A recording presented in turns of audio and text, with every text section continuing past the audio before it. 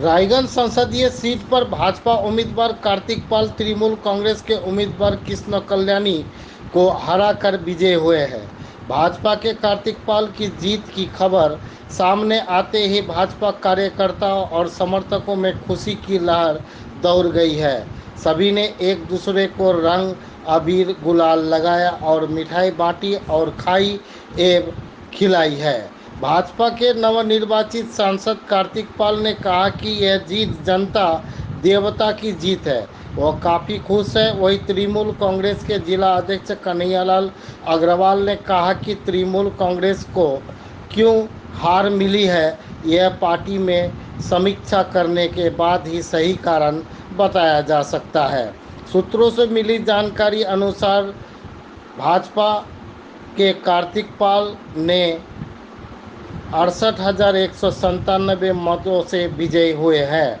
कार्तिक पाल को 5,60,897 मत मिले हैं।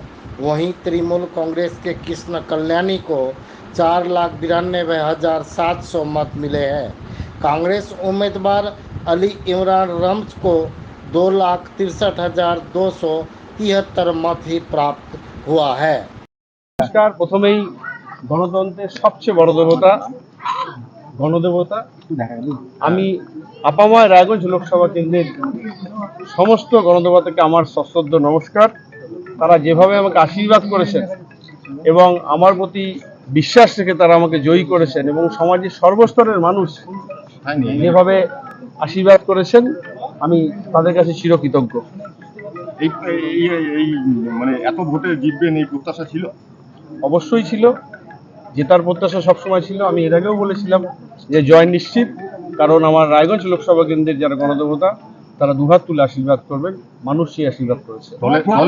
কর্তৃপক্ষের সঙ্গে কোনো রকম কথা হয়েছে না? এখনো আমি ঠিক সার্টিফিকেটের জন্য আমি ইসলামপুরে ছিলাম, সেখান থেকে আমি এখানে এসেছি। এখন সার্টিফিকেট পেয়েছি, আমার সবার সাথে কথা। প্রথম টার্গেট কি থাকবে? কি থাকবে? অবশ্যই একটাই লক্ষ্য, পিছিয়ে পড়া উত্তর দিনাজপুর সেই তকমাটা যেন পিছিয়ে পড়া না থাকে, সেটাই মূল লক্ষ্য থাকে। আপনি তো বিপুল ভোটে জয়লাভ করেছেন, সে রাজ্য জুড়ে বিজেপির ফল নিয়ে কি বলবেন? না, সেটা সব দিক দিয়ে আমরা এখনো কিছুটা জানি না ফাইনালি, আর দেখতে হবে কোথায় কিভাবে কি হলো। অসুবিধা নেই, আমাদের যেটা মূল লক্ষ্য, আমাদের যিনি ক্যাপ্টেন উনি প্রধানমন্ত্রী হচ্ছেন, আগামী দিনে আমাদের যে সমস্ত লক্ষ্য সেই লক্ষ্য আমাদের। জয়ের রহস্যটা কি? আপনার এত ভোটে জয় পেলেন কেন? জয়ের রহস্যর কোনো ব্যাপার নেই। যা পরিস্থিতি, আমি আগেও বলেছিলাম যে এখানে ভৌগোলিক পরিস্থিতি যাই হোক এই সিটে আমরা জিতবো এবং মানুষ স্বতঃস্ফূর্তভাবে আশীর্বাদ করবে। রেল নিয়ে একটা দাবি বরাবর রায়গঞ্জবাসী রয়েছে, আপনি কি রেল নিয়ে কোনো পদক্ষেপ নেবেন? আমি বললাম তো, আমাদের জেলার পিছিয়ে পড়া তকমা সেটাকে আমি ঘুচানোর চেষ্টা করবো। দিল্লি ট্রেন দীর্ঘদিন ধরে বন্ধ, সেটা চালুর ব্যাপারে কোনো কথা বললাম তো, যে পিছিয়ে পড়া তকমা শেষ করছেন, মন্ত্রী হচ্ছেন। না, এগুলো আমরা ইসলামপুর ডিসিআরসিতে এখানে আমাদের ভালো লিড আছে। ইসলামপুর ডিসিআরসিতে এখানে ইসলামপুর, চাকুলিয়া, গোয়ালপুকুর তিনটা বিধানসভার এখানে গণনা হয়েছিল। তার মধ্যে ইসলামপুর বিধানসভায় তো আমরা মোটামুটি 23,000 ভোটে লিডই আছি। ওভারঅল রায়গঞ্জে 4টা বিধানসভা ছিল, মানে করণদিঘি, রায়গঞ্জ, কালিয়াগঞ্জ, হেমতাবাদ। তো এখন পর্যন্ত যেটা ওভার ফোন আমরা খবর পেয়েছি যে আমরা পিছিয়ে আছি পার্লামেন্টারি কনস্টিটিউয়েন্সিতে। পরে কিছুক্ষণ পরে আবার আরও কিছু ফিগারটা পাওয়া যাবে। আমরাও নিজেও আমাদের বিশ্লেষণ করব সাংগঠনিকভাবে যে এই সিটটা আমরা কেন হারলাম। গতবারও এই সিটটা আমরা 60,000 ভোটে, ঘটনাচক্রে আমি প্রার্থী ছিলাম, 60,000 ভোটে আমরা হেরেছিলাম। এবার এখন পর্যন্ত ফিগারটা আমরা কত ভোটে আমরা পিছিয়ে আছি এখন পর্যন্ত সেই অঙ্কটা আমরা এখনো পাইনি। যাই হোক, যেটা বুঝতে পারছি যে আমরা পিছিয়ে আছি, সিটটা আমরা হেরে গেছি, এটা ঠিক। তো আগামী দিনে আমাদের সংগঠনটাকে আরও বেশি আমরা শক্তিশালী করব। 2026-এর যেহেতু বিধানসভা নির্বাচন আছে, গোটা পশ্চিমবাংলায় আমরা ভালো জায়গায় আছি। গতবার তো আমরা এখানে 22টা পেয়েছিলাম, এবার আমরা 28টা 29টা আমরা এগিয়ে আছি। আমাদের ভোট পার্সেন্টেজও অনেক বেড়েছে। আগামী দিনে আমরা রায়গঞ্জ লোকসভা কেন্দ্রে কি কি কারণে আমরা হারলাম সেগুলো আমরা বিশ্লেষণ করে সেগুলোকে আমরা তার পরের বারের জন্য বা ভবিষ্যতে আমরা যেন সেটা কারেকশন করতে পারি সেই চেষ্টাটা আমরা চালাবো। বলছি কানাডা, বিষয়টা হচ্ছে যে কৃষ্ণ কল্যাণী নিজের খাস এই এলাকা থেকে ভালো ভোট পেল, কিন্তু নিজের খাস তালুকে ভোট পেল না, এটা কেন?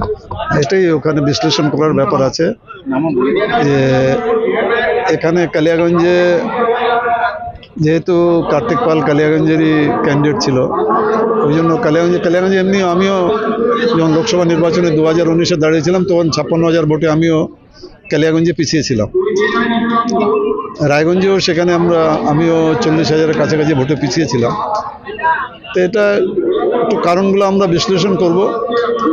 উনি বিজেপি থেকে তৃণমূলে চলে গেছিল বলে কি এটা অন্যতম কারণ হতে পারে?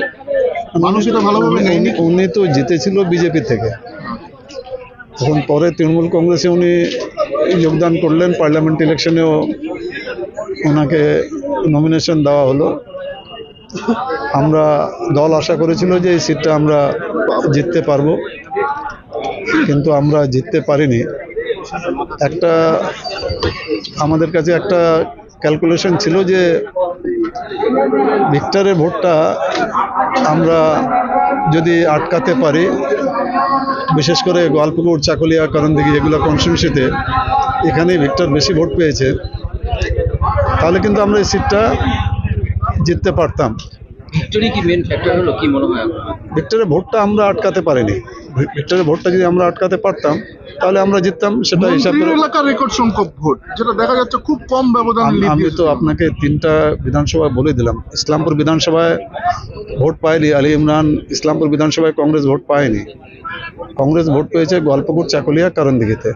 এই কারণগুলো বিশ্লেষণ করব আমরা যে কেন এখানে বেশি ভোটটা পেল কংগ্রেস, সেটা আমরা বিশ্লেষণ করে দেখব। সেটা মন্ত্রী এলাকা হোক বা গৌতম পালের এলাকা হোক বা মিনাজ এলাকা হোক, যাই হোক তৃণমূলেরই তো।